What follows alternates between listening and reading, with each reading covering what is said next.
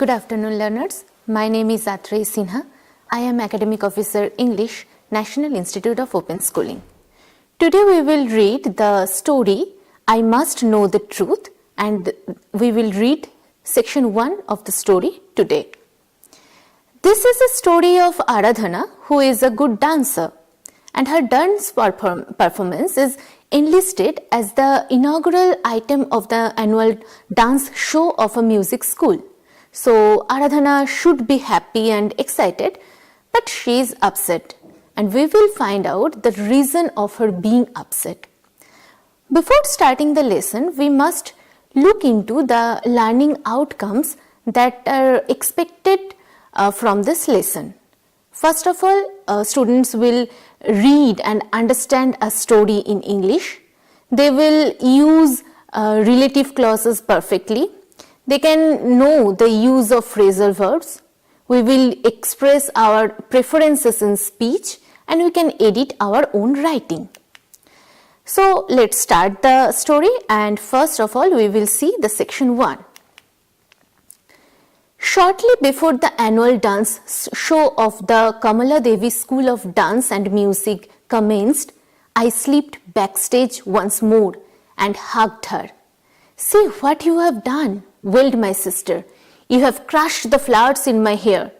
She patted her hair back into place and arranged the pleats of her Bharatanatyam dress. So we have seen that in this story, in the opening paragraph of this story, the narrator describes a scene and that taking place just before the annual dance show of the Kamala Devi School of Dance and Music. Just a few times before of the commencement of the starting of the program, the narrator slips backstage and hugs her sister. Shortly before the annual dance show of the Kamala Devi School of Dance and Music commenced, I slipped backstage once more and hugged her. This is not for the first time. The narrator is going at the backstage once more and hugged her sister. The sister, however, reacts with distress.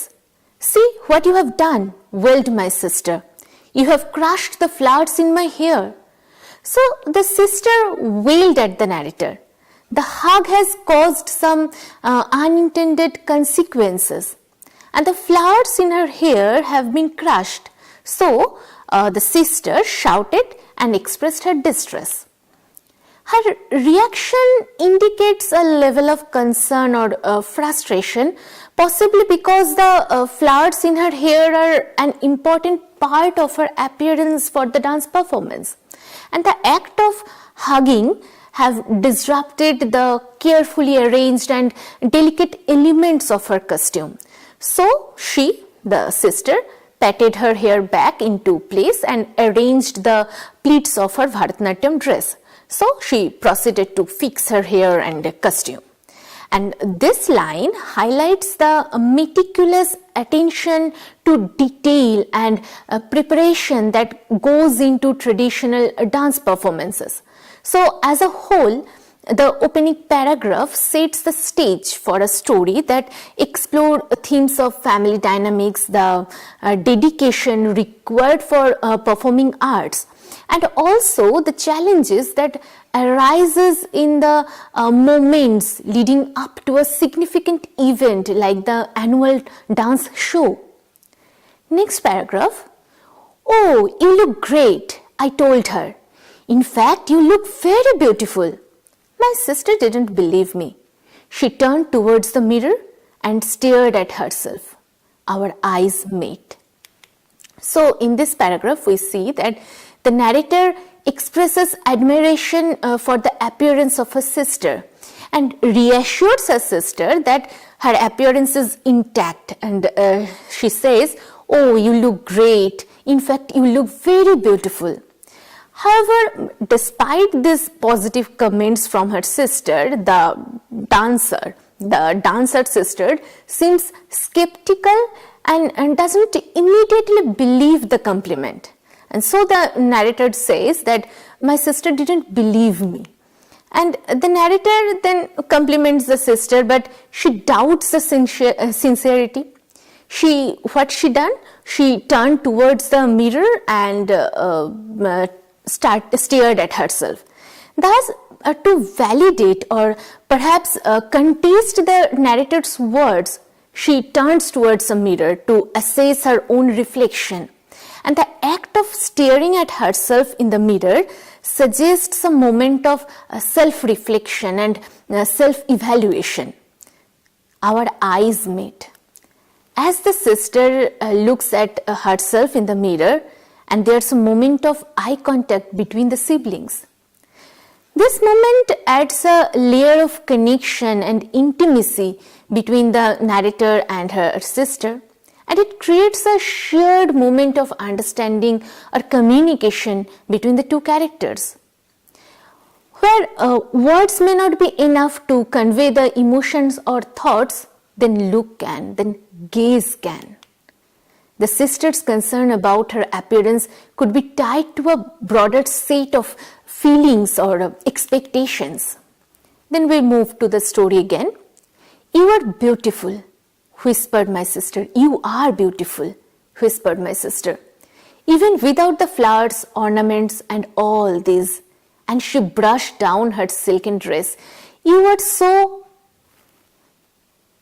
The passage showcases a tender moment between the two characters, focusing on genuine beauty that transcends external embellishments. And it sets the tone for a deeper exploration of inner beauty and self-acceptance within the context of the story. "You are beautiful," whispered my sister, "even without the flowers, ornaments, and all this." The sister of the narrator now speaks very softly, and she emphasizes a personal and intimate moment. The word whisper here suggests a sense of confidentiality or closeness between the siblings. And the sister further expresses that the narrator is beautiful without relying on external adornments like flowers or other ornaments. And this statement highlights a deeper appreciation for the narrator's intrinsic beauty beyond the superficial. And she brushed down her silken dress. And the sister physically adjusts her dress, possibly to emphasize the idea that beauty is not solely defined by external embellishments, but is also inherent in one's natural presence. "You are so..." The sister pauses here. "You are so..." After that, there is ellipsis. So the sister pauses here, leaving a sense of anticipation or a gap in her expression. And the ellipsis indicates an unfinished thought or a moment of hesitation. Then the writer says, "I know what she was going to say. Fear. I felt anger rise inside me. Fear. As if that was all that mattered most. More than a good figure, a chiseled face, more than the beauty that lies within." So here the writer, the sister starts to mention something likely related to her complexion, and the narrator feels anger at the focus on fairness as the sole measure of her beauty. "I know what she was going to say." The narrator claims to anticipate the sister's upcoming statement and suggesting a familiarity with the topic that is about to be addressed. And then the narrator reveals the expected words. What are they? Fear. She suggests that the sister was likely going to comment on the narrator's skin tone, her fairness, which is a recurring theme in this story. "I felt anger rise inside me." The narrator experiences a surge of anger in response to the anticipated mention of fairness. And this emotion indicates that the narrator is sensitive to the issue of skin tone, and possibly frustrated or hurt by the emphasis on skin color. Fear, as if that was all that mattered most, more than a good figure, a chiseled face, more than the beauty that lies within. So the narrator expresses her frustration that the societal emphasis on fairness, on skin tone, highlighting that it shouldn't be the sole determinant of beauty. She argues that qualities such as having a good figure, a chiseled face, and inner beauty should be considered more important than skin color.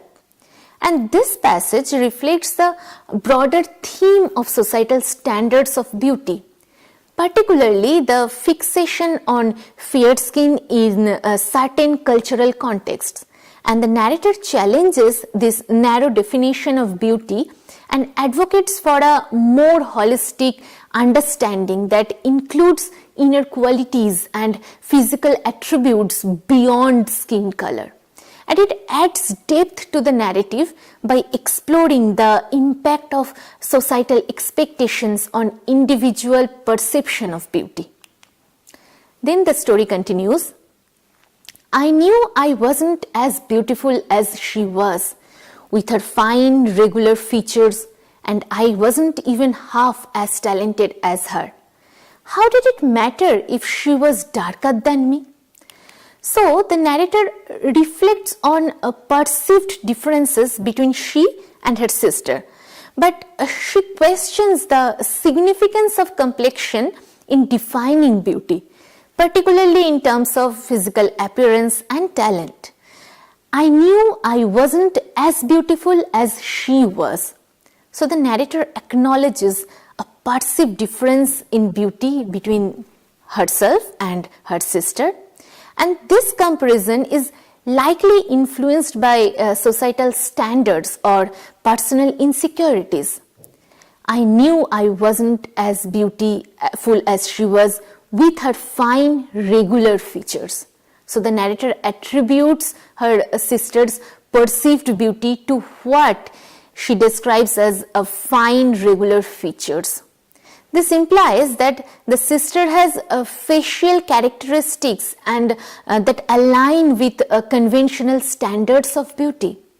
And I was not even half as talented as her. The narrator extends the comparison beyond physical appearance to talent, and she expresses a sense of inferiority here. The sister is portrayed as more talented, further contributing to the narrator's feelings of inadequacy. How did it matter if she was darker than me? Despite acknowledging these differences, the narrator questions the significance of her sister being darker in skin tone. And this suggests that the narrator is grappling with the societal emphasis on fair skin as a standard of beauty and is questioning its relevance in evaluating a person's worth. And this paragraph, this part of the story delves into themes of self-perception, comparison, and societal beauty standards. And the narrator's introspection highlights the impact of external expectations on their sense of identity and beauty. The question about skin tone challenges the notion that fair skin should be a determining factor in evaluating one's beauty or worth. And it sets the stage for further exploration of these themes in the narrative. Then the story continues as, "Look, I said, you are great and beautiful. You will prove it today." Aradhana smiled. So the name of the sister is Aradhana. Aradhana smiled and said, "You better leave now, Simi. Keep fingers crossed." So we come to know the name of the two characters. One is Aradhana and the other one is Simi. Simi is probably the narrator. And the narrator encourages the sister and we come to know her name.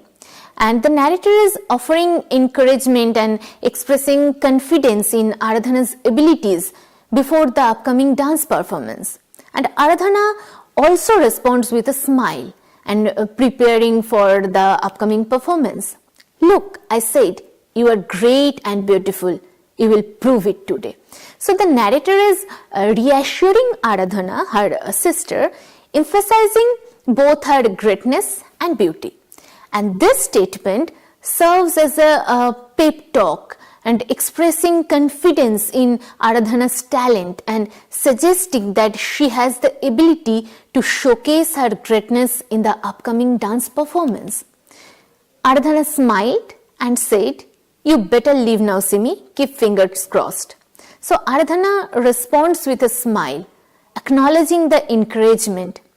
However, her request for the narrator, Simi, to leave and keep fingers crossed suggests that she wants to focus and prepare for the performance without any distraction. And this portion captures a moment of emotional support and encouragement between the narrator and Aradhana. And the narrator is uplifting Aradhana's spirits by highlighting her positive qualities and expressing belief in her capabilities. And Aradhana's response indicates a mixture of gratitude for the support and a desire for some focused preparation before the performance. And it sets the tone for the anticipation and excitement surrounding Aradhana's dance, and it creates a sense of tension and anticipation as the story progresses.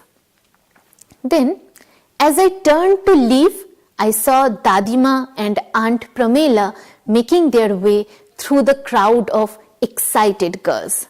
So, at the time of departing, the narrator observes the arrival of Dadima. Dadima in Indian language means grandmother, and Aunt Pramela as they navigate through a crowd of excited girls.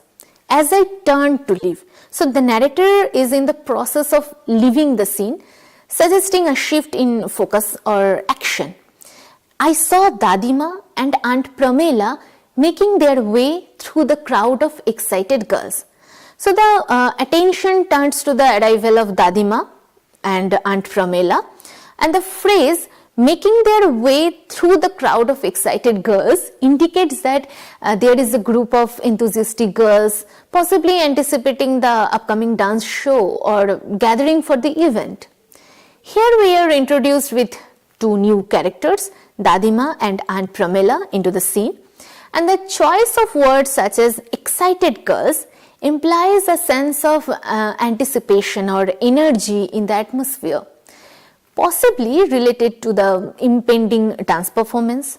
And the arrival of these characters may bring additional elements to the narrative, and their presence could influence the dynamics of the upcoming events in the story. Then the story continues as, Aunt Pramela, my sister rolled up her eyes in mock horror. If it isn't a bad omen. Come on, Aradhana, I chuckled. Don't be mean. Smile, smile Bharatanatyam style. That shouldn't be difficult for you. So, Aradhana makes a playful comment about Aunt Pramela being a bad omen, and the narrator lightens the mood by encouraging Aradhana to smile in the style of Bharatanatyam, the dance form they are presumably practicing. Aunt Pramela, my sister rolled up her eyes in mock horror. If it is not a bad omen.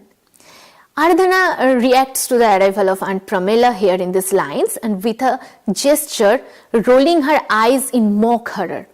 And this suggests that Aradhana may view Aunt Pramela's presence as something undesirable or possibly associated with bad luck, using humor to express her sentiments.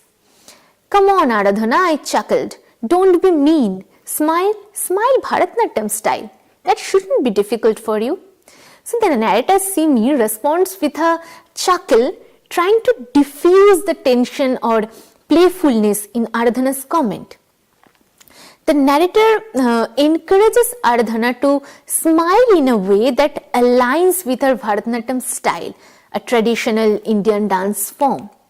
And this exchange shows a light-hearted moment between the characters, with Aradhana playfully expressing her feelings about Aunt Pramela and the narrator responding with humor and encouragement. And the mention of Bharatanatyam style adds a cultural touch and indicating that the characters share a connection to traditional dance and it is associated expressions. And the scene contributes to the overall atmosphere of anticipation and camaraderie before the dance show. We will continue the story, but before that, let's take a short break.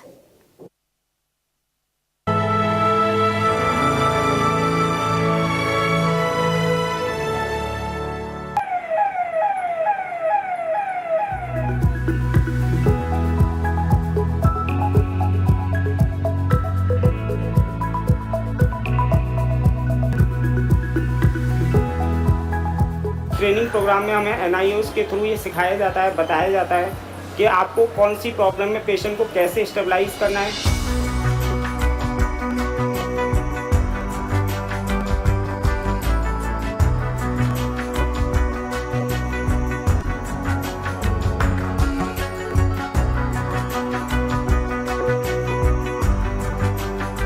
Health worker का course करने के बाद में व्यक्ति इतना निपुण अवश्य हो जाता है कि किसी मरते हुए व्यक्ति की, चाहे वो जलने से हो, चाहे वो डूबने से हो, चाहे वो करंट लगने से हो, चाहे वो सड़क का एक्सीडेंट हो, चाहे वो हार्ट अटैक हो, चाहे दौरा पड़ने से हो, उसकी जान बचा सके।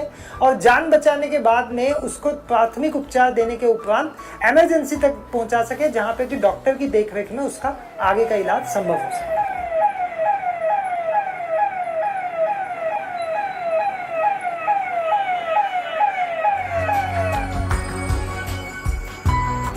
सामुदायिक स्वास्थ्य प्रशिक्षण कार्यक्रम NIOS का बहुत ही महत्वपूर्ण प्रशिक्षण कार्यक्रम है। इस कार्यक्रम में आधारभूत जीव विज्ञान, मातृत्व एवं बाल स्वास्थ्य देखभाल, रोगों व आपातकालीन स्थितियों में निवारण एवं प्रबंधन, ये 3 महत्वपूर्ण विषय हैं जिनके आधार पर एक स्वास्थ्य कार्यकर्ता बहुत ही अच्छी तरीके से किसी भी इमरजेंसी को हैंडल करने में सक्षम होता है और किसी भी इमरजेंसी में वो फर्स्ट एड दे करके उसको डॉक्टर के पास रेफर कर सकता है। आइए हम सब मिलकर के इस स्वास्थ्य कार्यक्रम को सफल बनाएं। जय हिंद, जय भारत। जय हो।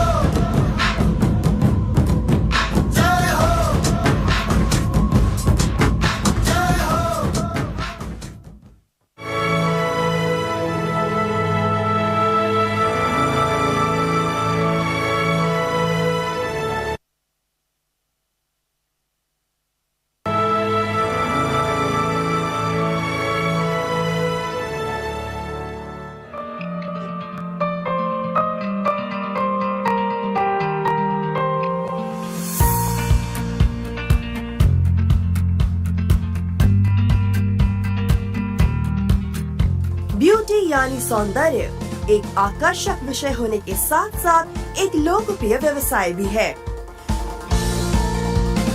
भारत में सौंदर्य उद्योग विकसित देशों की तुलना में दोगुनी तेजी से बढ़ रहा है। इसी तेजी से प्रशिक्षित कुशल कर्मियों की मांग भी बढ़ रही है, जो उच्च क्वालिटी की सौंदर्य सेवाएं प्रदान कर सकें।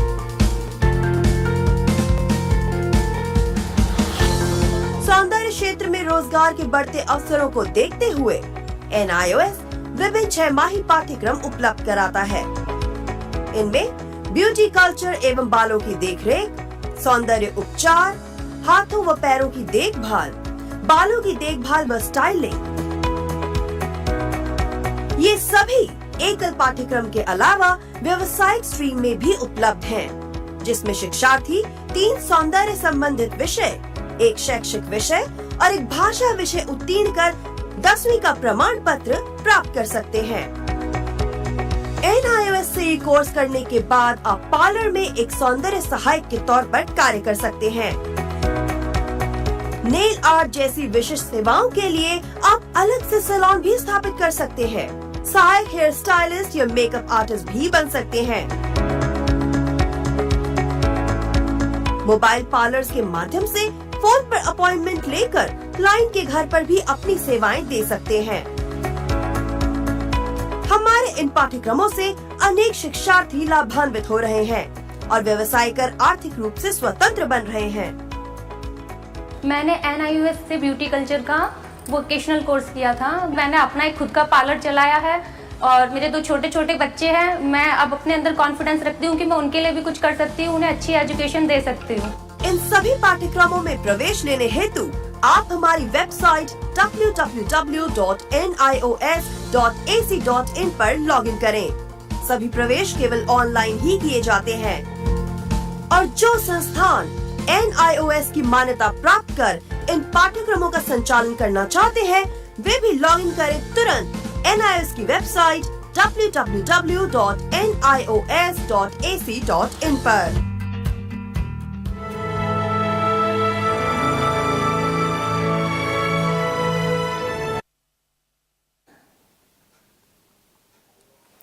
Welcome back, learners. We were reading the story, I Must Know the Truth. We comes to that point and we will again start from this portion of the story. My grandmother, who suffered from rheumatism, waddled towards my sister. My mother appeared from her behind and said in her ambassador voice, "Look, who are here to wish you, Aradhana." She gave sister one of her best smiles. My mother looks 10 years younger when she smiles. So the grandmother and mother arrived and along with Aunt Pramila. And my grandmother, who suffered from rheumatism, waddled towards my sister. And the narrator's grandmother is described as someone who suffered from rheumatism, a condition characterized by pain and stiffness in the joints. And the use of waddled suggests a walking style affected by the condition, possibly slow or with some difficulty. My mother appeared from behind her and said in her ambassador voice, "Look, who are here to wish you, Aradhana." So the mother, following the grandmother, approaches Aradhana. The mention of the ambassador voice suggests a formal and a diplomatic way of speaking and emphasizing the significance of the moment. And the phrase, "who are here to wish you," hints at the presence of well-wishers or guests. She gave sister one of her best smiles. So my mother looks 10 years younger when she smiles. So the mother smiles at Aradhana, and the narrator notes that their mother looks noticeably younger when she smiles. And this suggests that the mother's smile has a rejuvenating effect and conveying warmth and happiness. And hereby, the narrator portrays a family gathering where the grandmother, despite her physical condition, approaches Aradhana and likely to offer good wishes. And the mother's ambassadorial voice and the mention of smiles convey a sense of formality, celebration, and the positive atmosphere surrounding Aradhana's upcoming performance. And the physical descriptions contribute to the vivid portrayal of the characters and the familial context. Then the story goes on as she adjusted Aradhana's blouse and patted her on the shoulders. "Grandfather has come too. He is sitting in the front row. And so has your father. Ah, how forgetful of me." So, Aradhana's mother takes a moment to attend to Aradhana's appearance, and she further announces the presence of other family members who have come to support Aradhana. She adjusted Aradhana's blouse and patted her on the shoulder. So Aradhana's mother is actively involved in ensuring that Aradhana's looks well presented for her performance. And the act of adjusting Aradhana's blouse and patting her on the shoulders is a gesture of care and support, and indicating the mother's attention to detail and affection for her daughter. "Grandfather has come too. He is sitting in the front row. And so has your father. Ah, how forgetful of me." The mother mentions that Aradhana's grandfather is in attendance and seated in the front row, and showing the significance of the occasion for the family. And the mention of Aradhana's father follows, but there's a pause indicated by the dash, and it suggests a moment of forgetfulness or hesitation. Ah, how forgetful of me. And this exclamation indicates that Aradhana's mother has just remembered something important, which is somehow related to the father. And this portion serves to highlight the family's active involvement and support for Aradhana's performance. And the mother's attention to Aradhana's attire and the mention of family members in attendance contribute to the build-up of excitement and familial connections as the story progresses towards the dance show of Aradhana. She held my sister at arm's length and said gently, "We are so proud of you, Aradhana, my dear, that you have been selected to inaugurate the annual show of your school. Father and I have something very special for you on this important event." So, the mother expresses pride in Aradhana's role in the show. And she held my sister at arm's length and said gently. So, Aradhana's mother physically distances herself from Aradhana and holding her at arm's length. And this gesture may symbolize a moment of admiration and acknowledgement before delivering an important message. And we are so proud of you, Aradhana, my dear, that you have been selected to inaugurate the annual show of your school. So Aradhana's mother expresses the family's pride in Aradhana's achievement of being chosen to inaugurate the annual show at her school. And this indicates that Aradhana holds a significant role in the event, and her parents are supportive and proud of her accomplishments. Father and I have something very special for you on this important event. So Aradhana's mother hints at a surprise or a special gift that both she and Aradhana's father have prepared for Aradhana in celebration of the important event. And this adds an element of anticipation and excitement to the narrative. And the story emphasizes the positive and supportive atmosphere within the family and highlighting Aradhana's achievements and the importance of the upcoming performance. And the mention of a special gift creates intrigue and sets the stage for a potentially meaningful moment in the story. Then the story goes on. We wanted to give it to you on your 18th birthday next month, but we thought today was a more appropriate occasion. We want you to wear it today. She turned to me and said, "Run, Simi, get it from father." So their mother reveals plans to give her a special gift. We wanted to give it to you on your 18th birthday next month, but we thought today was a more appropriate occasion. So Aradhana's mother explains the original plan, which was to present the special gift on Aradhana's 18th birthday, happening next month. However, the family has decided to move the gift giving to the day of the annual show, considering it as a more fitting and timely occasion. We want you to wear it today. So the mother specifies that the family wants Aradhana to wear the special gift on the day of the annual show.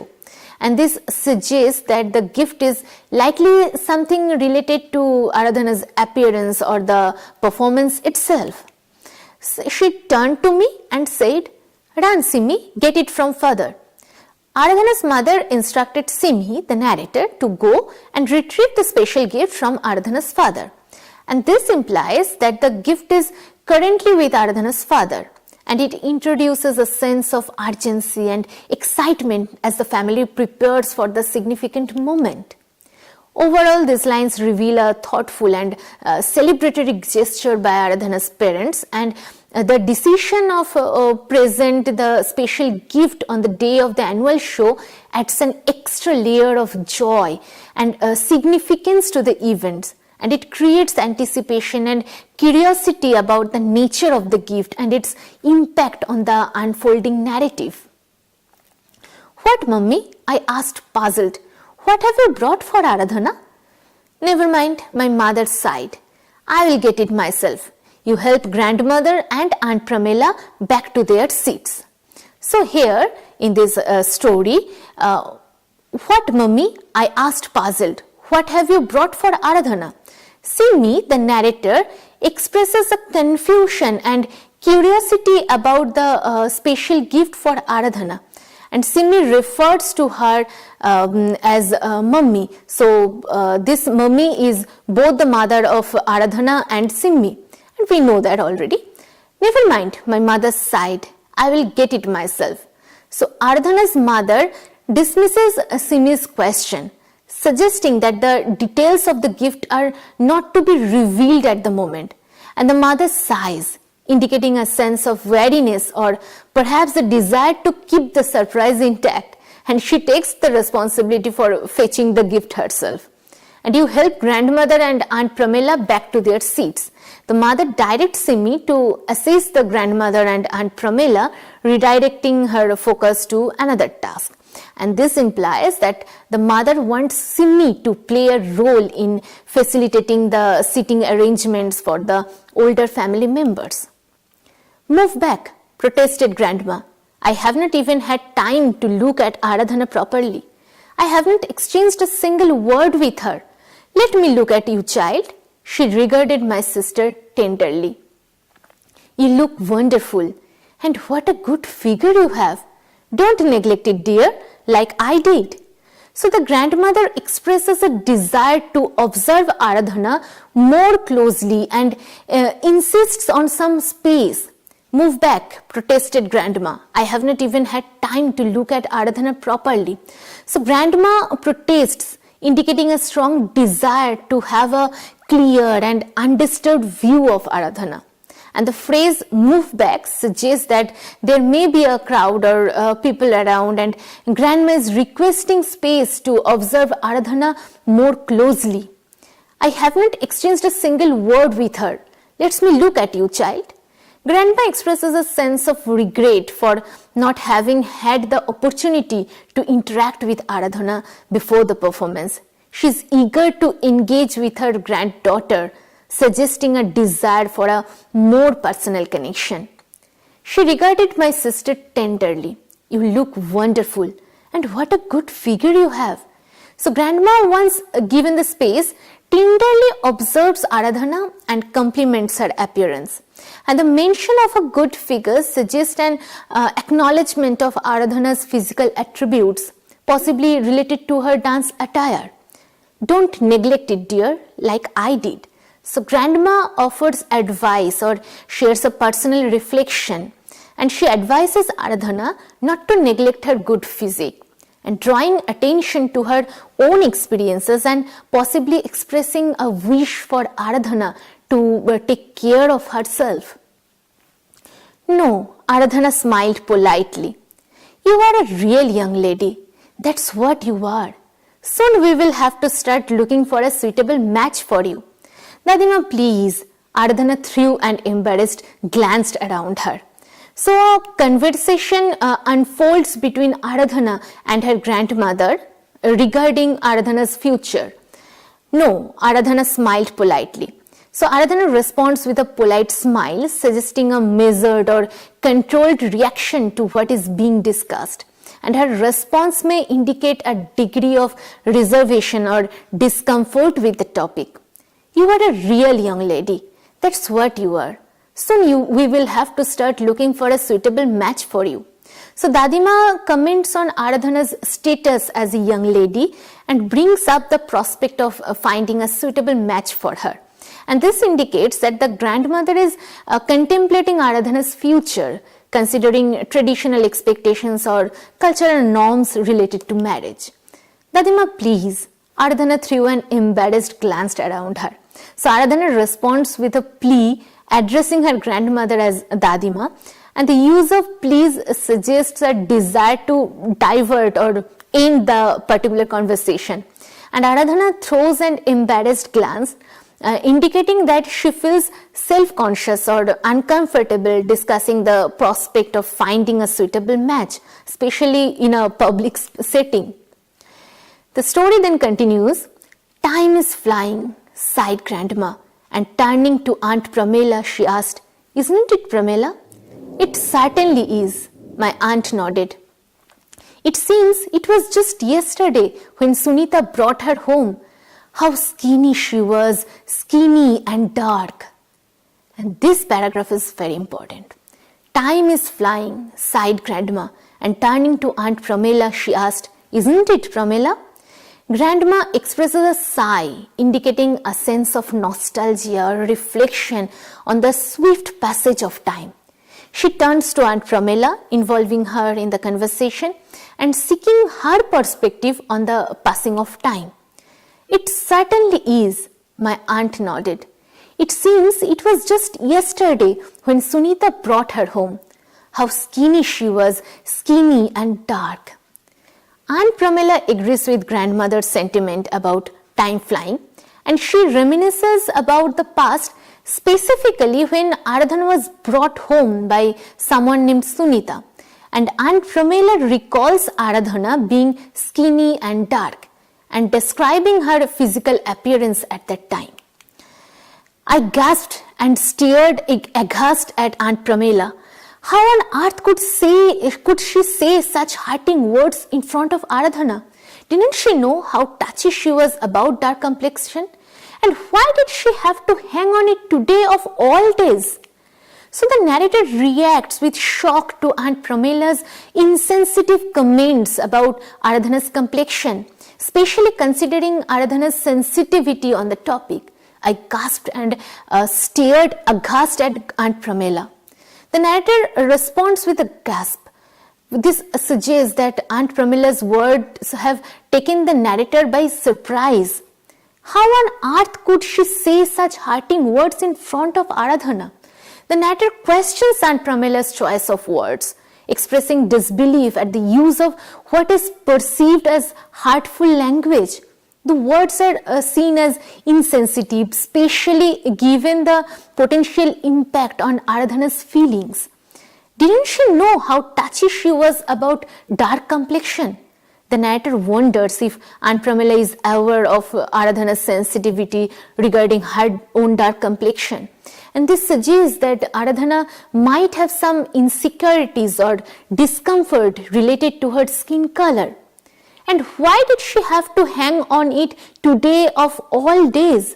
So the narrator questions the timing of Aunt Pramila's comments, expressing frustration about why she chose to bring up a potentially sensitive topic on the day of an important event. And the use of hang on it implies a dwelling on or emphasizing the aspect of Aradhana's appearance that might be sensitive. Then the story goes on. "Hush, Pramila, my grandmother's voice had an age now. Do keep quiet." Then seizing Aunt Pramila's elbow, she pulled her away, whispering fiercely all the time. So here the grandmother intervenes and urges Aunt Pramila to be quiet and pulling her away while whispering fiercely, "Hush, Pramila, my grandmother's voice had an age now. Do keep quiet." So the mention of grandmother's voice having an age suggests that she is now expressing a stern tone or a touch of severity. She also disapproved her words. And then seizing Aunt Pramila's end blow, she pulled her away, whispering freely all the time. So grandma physically intervenes by seizing Aunt Pramila's elbow and signaling a desire to remove her from the current situation. The act of pulling Aunt Pramila away suggests an urgency to address the issue privately, and grandma continues to whisper forcefully, indicating that she is conveying a strong message or reprimand to Aunt Pramila in a determined and forceful manner. I looked at Aradhana. The bruised look in her eyes hurt me immensely. I groped for her hand and squeezed it.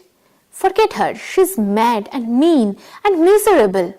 My sister gave a small laugh which sounded more like a cry.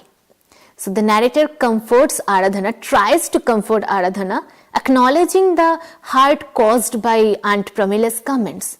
I looked at Aradhana. The bruised look in her eyes hurt me immensely. The narrator, Simi, directs their attention to Aradhana and notices a bruised look in her eyes. And it suggests that Aradhana is emotionally wounded or affected by Aunt Pramila's hurtful comments.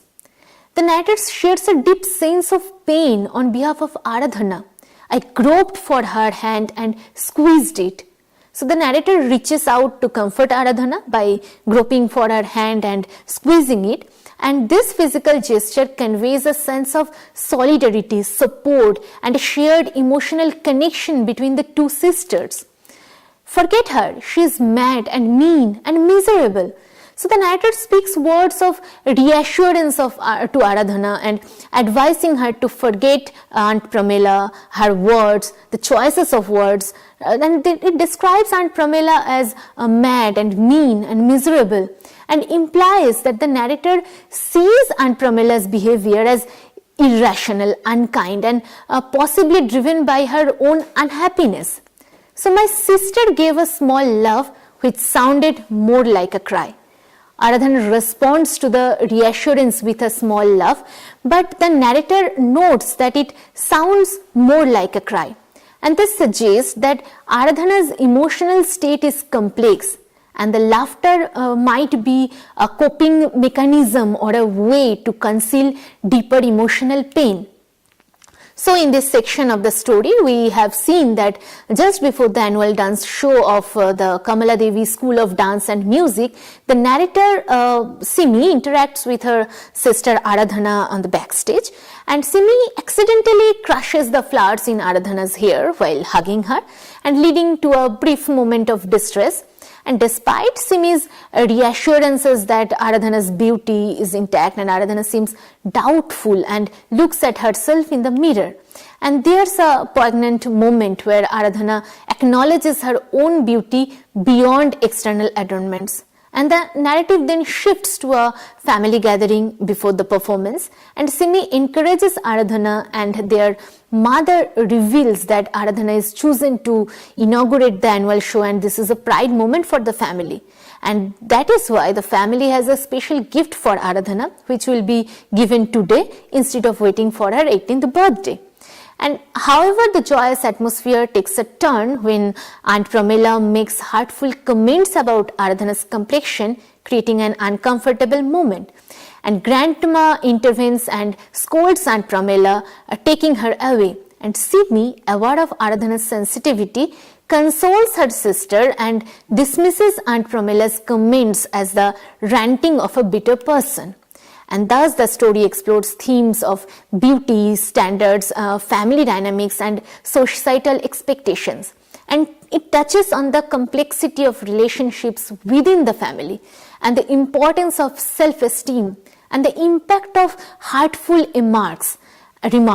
And the story appears to be setting the stage for a performance that goes beyond the physical presentation, delving into the emotions and challenges faced by the characters, particularly Aradhana. And it also introduces various elements including family dynamics, societal expectations, and the emotional challenges faced by the character as they prepared for a significant event. So let's call it a day. We will again meet with the next sections of this particular story on our next day. Thank you.